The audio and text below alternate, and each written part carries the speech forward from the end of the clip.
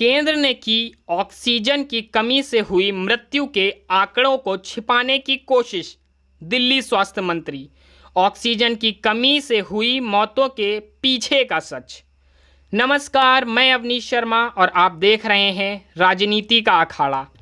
राजनीति के अखाड़े में आज हम बात करेंगे कोरोना की दूसरी लहर के दौरान ऑक्सीजन की कमी के कारण हुई मौतों के आंकड़े के बारे में, जिसमें दिल्ली के स्वास्थ्य मंत्री सत्येंद्र जैन ने केंद्र सरकार को कोरोना महामारी के दौरान ऑक्सीजन की कमी से हुई मौतों का दोषी ठहराते हुए कहा है कि केंद्र सरकार ने ऑक्सीजन की कमी से हुई मौतों का कोई आंकड़ा नहीं मांगा था, पर दिल्ली सरकार ने खुद से इन आंकड़ों का पता लगाने की कोशिश की थी।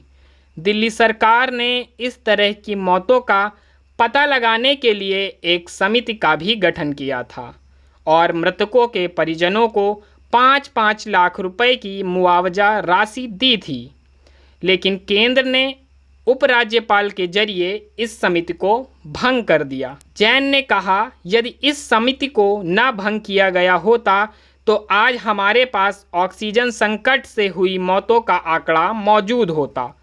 उन्होंने कहा कि शायद केंद्र सरकार ने समिति इसलिए भंग कर दी थी ताकि वो कह सकें कि ऑक्सीजन की कमी से किसी की जान नहीं गई। जैन ने सरकार से प्रश्न करते हुए कहा कि अगर ऑक्सीजन की कमी नहीं थी तो अस्पताल अदालत क्यों गए? अस्पताल और मीडिया रोज ऑक्सीजन की कमी के मुद्दे क्यों उठा रहे थे? टेलीविज़न चैनलों ने दिखाया कि कैसे अस्पतालों में ऑक्सीजन की कमी थी। यह कहना बिल्कुल गलत है कि ऑक्सीजन की कमी के कारण किसी की जान नहीं गई। दिल्ली तथा देश भर में ऑक्सीजन की कमी के कारण कई लोगों की मृत्यु हुई है। उन्होंने यह भी कहा कि केंद्र सरकार ऑक्सीजन की कमी से अपनों को खो चुके लोगों के घाव पर नमक लगाने का काम कर रही है। कल वे कहेंगे कि देश में कोरोना से मौत हुई ही नहीं। दरअसल ये मामला तब प्रकाश में आया जब मंगलवार को केंद्र सरकार ने राज्यसभा में बताया था कि कोरोना की दूसरी लहर के दौरान राज्यों एवं केंद्र शासित प्रदेशों में ऑक्सीजन की कमी से किसी की मृत्यु नहीं हुई है।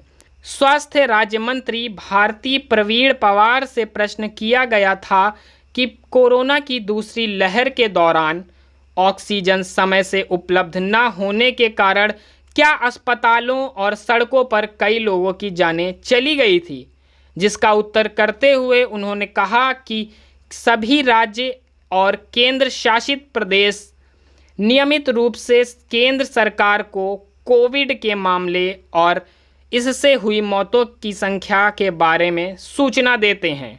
हालांकि किसी भी राज्य या केंद्र शासित प्रदेश में ऑक्सीजन के अभाव में किसी की भी मृत्यु होने की सूचना नहीं दी गई है। वहीं दिल्ली के उप मुख्यमंत्री मनीष सिसोदिया ने केंद्र सरकार को आरोपी ठहराते हुए कहा है कि 13 अप्रैल के बाद ऑक्सीजन वितरण की नीति में जो बदलाव किए गए थे उससे देश भर के अस्पतालों में ऑक्सीजन की कमी हुई। आगे उन्होंने कहा कि 15 अप्रैल के बाद देश में ऑक्सीजन की इतनी किल्लत थी कि चारों तरफ अफरा तफरी मची थी। इसमें कोई बड़ी बात नहीं है कि ऑक्सीजन के समय से उपलब्ध न हो पाने के कारण कई लोगों की जानें चली गई। वहीं कांग्रेस नेता केसी वेणुगोपाल ने इस पर टिप्पणी करते हुए कहा कि स्वास्थ्य राज्य मंत्री भारती प्रवीण पवार ने ऐसी सूचना देकर संसद को गुमराह किया है। कोरोना लहर के दौरान ऑक्सीजन की कमी के कारण देश भर में कितने ही लोगों की मौतें हुई हैं। उन्होंने कहा, गलत सूचना देकर संसद को गुमराह करने के लिए उन पर विशेषाधिकार हनन का नोटिस लगाएंगे।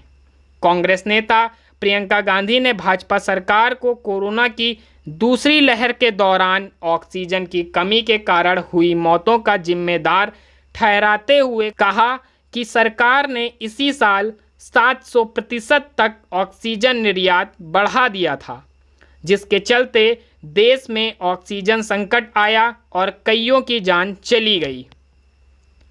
विपक्षी दलों की बातों से बचाव करते हुए भाजपा ने इनकार कर दिया कि कोरोना से लोगों की मृत्यु हुई ही नहीं। भाजपा प्रवक्ता संबित पात्रा का कहना है कि किसी भी राज्य या केंद्र शासित प्रदेश में ऑक्सीजन की कमी के कारण किसी की जान नहीं गई। उन्होंने कांग्रेस और आम आदमी पार्टी को इस मुद्दे पर राजनीति करने का आरोप लगाया है और कहा है कि जिन राज्यों में ये दल सत्ता में हैं, उन राज्यों ने भी दावा किया है कि ऑक्सीजन की कमी के कारण किसी की मृत्यु नहीं हुई है। उन्होंने कहा कि दिल्ली सरकार की समिति ने हाई कोर्ट को बताया था कि 23 और 24 अप्रैल की रात जयपुर गोल्डन अस्पताल में ऑक्सीजन की कमी से करीब 21 लोगों की मौतें हुई, पर इस बात को साबित करने के कोई सबूत नहीं है।